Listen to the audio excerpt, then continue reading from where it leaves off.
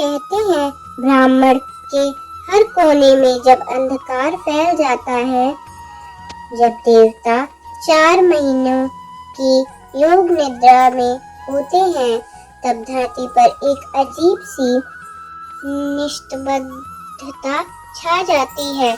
परंतु जब कार्तिक मास के शुक्ल एकादशी की रात आती है, उस निस्तब्धता को एक रहस्यमयी दिव्य शक्ति भंग करती है। यह रात होती है देवउठनी एकादशी की। इस रात कहा जाता है कि भगवान विष्णु 4 महीने की योग निद्रा से जागते हैं, परंतु कम ही लोग जानते हैं कि जब भगवान विष्णु जागते हैं तो केवल देव ही नहीं बल्कि संपूर्ण सृष्टि की सूक्ष्म ऊर्जा भी सक्रिय हो जाती है। हवा में एक अलग प्रकार की पवित्रता फैल जाती है और जो आत्माएं महीनों तक दिशाहीन भटक रही होती हैं, वे इस रात विश्राम पा लेती हैं। पुराणों में लिखा है कि जब विष्णु भगवान ने पहली बार क्षीर सागर से करवट ली थी, तो उस करवट से एक दिव्य प्रकाश निकला था।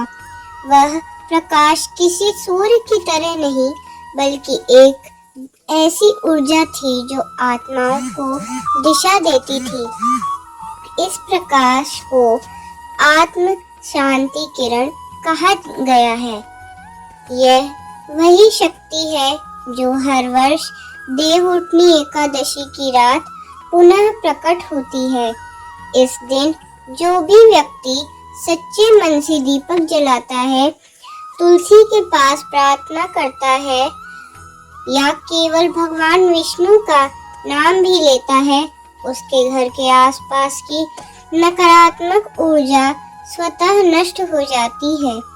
ऐसा कहा जाता है कि इस रात जलाया गया दीपक केवल भगवान को ही नहीं दिखता, बल्कि वो आत्माओं को भी राह दिखाता है। प्राचीन कथा है, एक गांव में एक साधु रहते थे। उन्होंने अपने जीवन में बहुत तप किया था, पर एक रात उन्हें स्वप्न में एक आत्मा ने दर्शन दिया। आत्मा बोली, हे महात्मन, 4 महीने से मैं भटक रही हूँ, पर आज देव उठनी एकादशी की रात मुझे एक प्रकाश दिखाई दे रहा है। क्या आप जानते हैं वो क्या है? साधु मुस्कुराए और बोले, वह कोई साधारण प्रकाश नहीं, वह स्वयं विष्णु का दिव्य तेज है।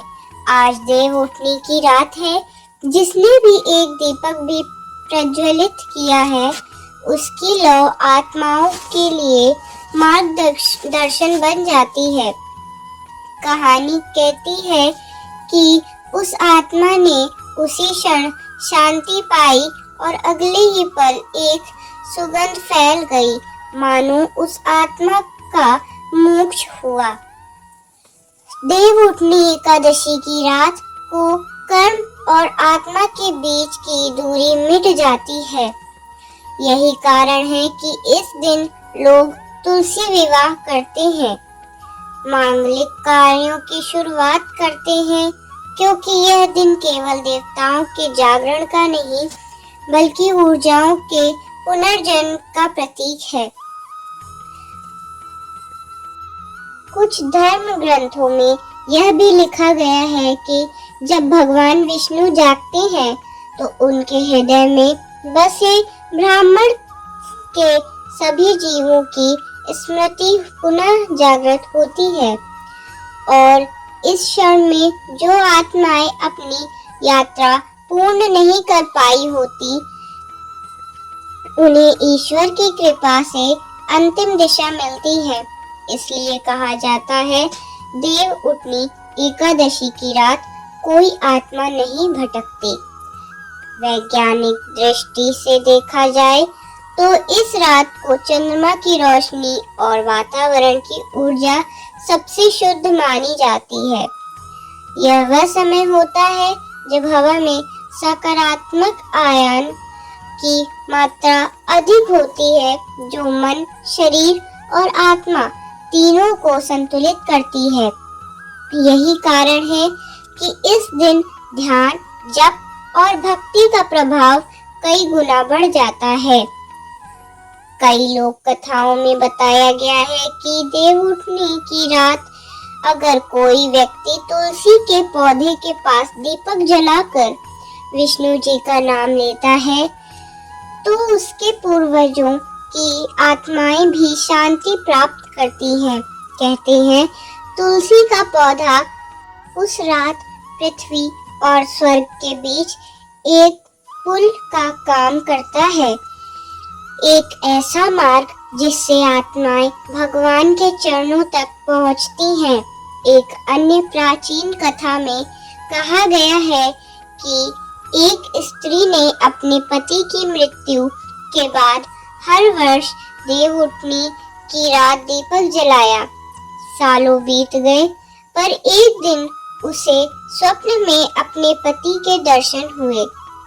उन्होंने कहा, तुम्हारे दीपक की रोशनी ने मुझे मोक्ष का मार्ग दिखाया। तब से उस स्त्री ने अपने गांव में 100 दीपक जलाने की परंपरा शुरू की।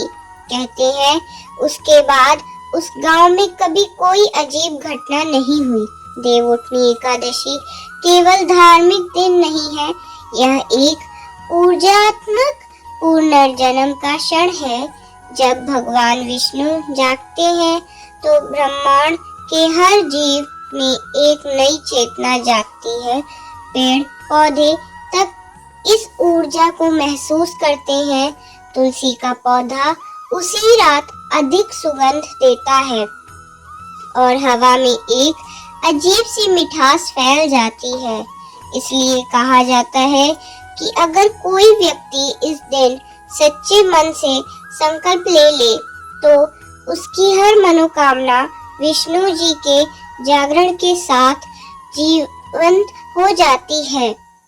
चाहे वह जीवन में शांति की खोज हो या किसी प्रिय की आत्मा के लिए प्रार्थना, इस रात की प्रार्थना व्यर्थ नहीं जाती। तो याद रखो, जब भी देवउठनी एकादशी की रात आए, अपने घर में एक दीपक जरूर जलाओ, क्योंकि शायद वो दीपक किसी भटकती आत्मा के लिए नहीं, बल्कि तुम्हारे अपने जीवन के अंधकार को मिटाने के लिए ही जल रहा है। क्योंकि यही रात है जब ब्राह्मण कहते हैं, अब जागो, प्रकाश फैलाओ, क्योंकि भगवान विष्णु जाग चुके हैं।